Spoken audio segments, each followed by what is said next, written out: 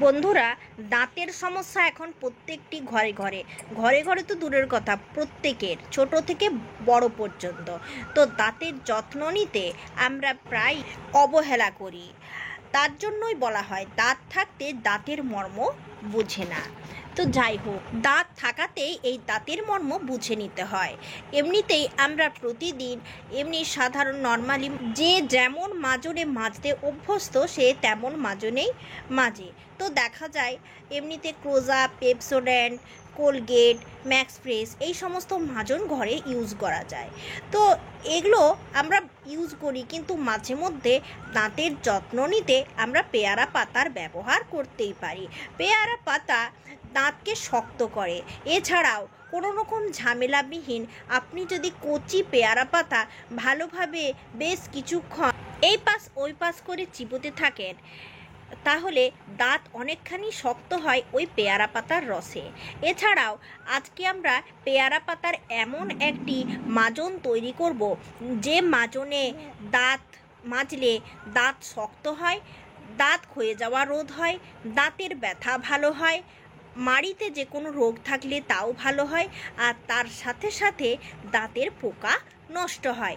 এমনিতেই দেখা যায় বাচ্চারা খুব বেশি চকলেট খাওয়ার দরুন, কেক খাওয়ার দরুন, দাঁত ভালোভাবে পরিষ্কার না করার দরুন দাঁতে পোকা লাগছে, ফলে ডাক্তারের কাছে যে দাঁত তোলাতে হয়। তো এই মাজন যদি সপ্তাহে 2 থেকে 3 দিন ব্যবহার করা যায়, তাহলে দাঁতের কোনো রোগ আশা করি আসবে না। দাঁত অনেকখানি মজবুত হবে এবং দাঁত ভালো থাকবে। দাঁতের সুস্বাস্থ্যের জন্য এবং হঠাৎ করে দাঁতের সমস্যার সমাধানের জন্য আমরা ঘরোয়াভাবে এই রান্নাশালে থাকা হিঙের ব্যবহার করতেই পারি। হঠাৎ করে ধরুন দাঁতে ব্যথা হলো, আর দাঁতে ব্যথা হওয়ার দরুন আমরা হিং কীভাবে ব্যবহার করব? দাঁতের যে দাঁতটা খুব বেশি ব্যথা, সেই দাঁতে আপনি একটু হিং টিপে রেখে দেন, কিছুক্ষণ পরে দেখবেন ব্যথা অনেকখানি কমে গেছে। তো চলুন এই মাজনটা কিভাবে তৈরি করা যায় আজকে একটু দেখে নিই। প্রথমে গাছ থেকে তুলে নিন কিছু তাজা পেয়ারা পাতা। এরপর পেয়ারা পাতাগুলি ভালো করে ধুয়ে নিন। ধুয়ে নেওয়ার পর একটা ব্লেন্ডারের কাপে এগুলো রেখে দিন। রেখে দেওয়ার পর আপনি এতে দিয়ে দিন কয়েকটা ভালো ফ্রেশ লবঙ্গ। লবঙ্গ দাঁতকে ভালো রাখে, দাঁতের পোকা নষ্ট করে।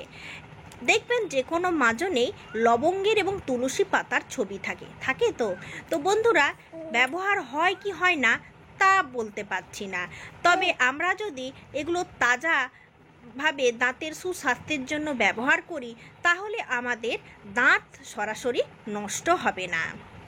তো বন্ধুরা, এখন আমি ব্যবহার করব কয়েকটা তাজা সবুজ তুলসী পাতা এবং লবঙ্গ। এরপর আমি এখানে ব্যবহার করব রান্নাশালে থাকা হিং।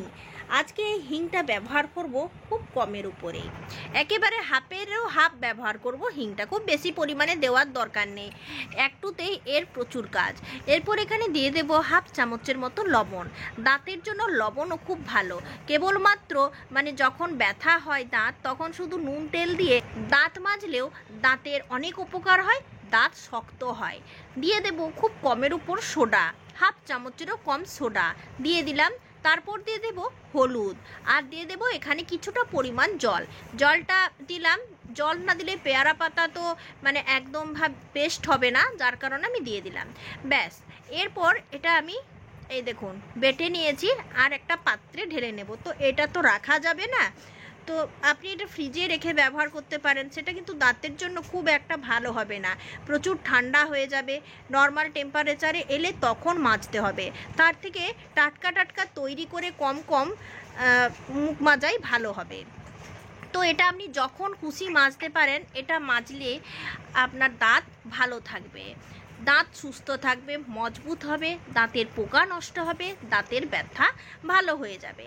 এরপর হাতের তালুতে একটুখানি নিয়ে নেন আর বেশ ভালোভাবে মাজতে থাকুন। এই দেখুন আমি এতটা পরিমাণ নিয়ে নিচ্ছি। দাঁতের যত্ন না নেওয়ার কারণে দাঁতে খাবার জমে জমে দাঁত নষ্ট হতে থাকে, তাই প্রতিদিন ভালোভাবে দাঁত পরিষ্কার করতে হয়। মাঝে মধ্যেই নুন তেল দিয়ে দাঁত মাজা ভালো। আগেকার দিনে মানুষেরা নুন তেল দিয়েই কিন্তু দাঁত মাজতেন।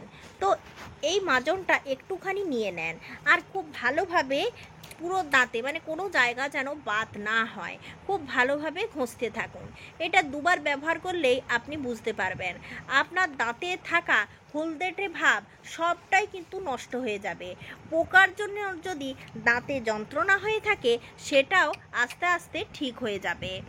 আর দাঁতে যদি কোনো রকম সমস্যা থাকে সেটাও সমাধান হবে। মানে সব রকম সমস্যার সমাধানে কিন্তু এই মাজনটা খুবই ভালো। বন্ধুরা, এটা তৈরি করা বেশ ঝামেলার বটে, এটা মানছি, কিন্তু যদি দাঁতকে সুস্থ রাখতে চান, দাঁত মানে অযথা না তোলাতে চান, তাহলে মাঝে মধ্যেই এটা আপনি ব্যবহার করতে পারেন। এই দেখুন, প্রতিদিন ভালোভাবে মানে দাঁত পরিষ্কার করার না দরুন এইরকম সমস্যাটা আমাদের হতেই পারে, এটা নতুন কিছু নয়। এছাড়াও এই ঝামেলা ছাড়াও আপনি কিছু পেয়ারা পাতা, কিছু তুলসী পাতা এবং তার সাথে কিছু ফ্রেশ লবঙ্গ ভালোভাবে জলে ফুটিয়ে সেই জলটা দিয়ে ভালোভাবে কুলকুচি করতে পারেন। এতে করে দাঁতের জমে থাকা ময়লা পরিষ্কার হয়, মুখের দুর্গন্ধ দূর হয়ে যায়। কি হয়, আমরা মুখের দুর্গন্ধের জন্য লোকের কাছে লজ্জায় পড়ি, এটা দাঁতে ময়লা জমার দরুন হয়, দাঁত ভালোভাবে না পরিষ্কার করার দরুন হয়, এগুলো হয়। দেখবেন পেয়ারা পাতা, তুলসী পাতা এবং লবঙ্গ ফুটে একদম কালারটা মানে জলের কালারটা একদম অন্যরকম হয়ে যাবে এবং পেয়ারা পাতাটা সম্পূর্ণ মানে রঙটা পুরো চেঞ্জ হয়ে যাবে। তখন দেখবেন এই জলটা প্রস্তুত হয়েছে। এখন এই জলটা আপনি ছেঁকে নিন। এই দেখুন, ভালোভাবে ছেঁকে নিন। ছেঁকে এটা আপনি ভালোভাবে কুলকুচি করুন। হালকা গরম অবস্থায় কুলকুচি করলে দাঁতের ব্যথা থেকে অনেকটাই আরাম পাবেন। শুধু যে মানে দাঁত ভালো রাখে এই জলটা তা নয়, এটা আপনি চুলেও ব্যবহার করতে পারেন। চুলে অনেক সময় স্ক্যাল্পে ইনফেকশন হয়, এর সাথে শ্যাম্পু মিশিয়ে স্ক্যাল্পে সরাসরি অ্যাপ্লাই করতে পারেন। এটা চুলে ব্যবহার করলে চুলের খুশকির সমস্যা, চুলকানির সমস্যা, এমনকি উকুনের সমস্যাও দূর হয়ে যায়।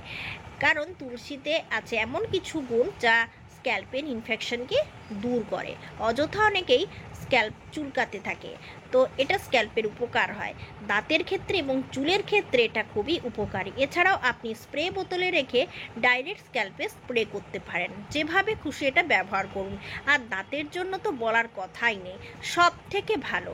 তো বন্ধুরা, এইভাবেই দাঁতকে ভালো রাখুন, মজবুত রাখুন। এই টোটকাগুলো নিশ্চিন্তে ব্যবহার করুন। আজ এই পর্যন্ত, ধন্যবাদ।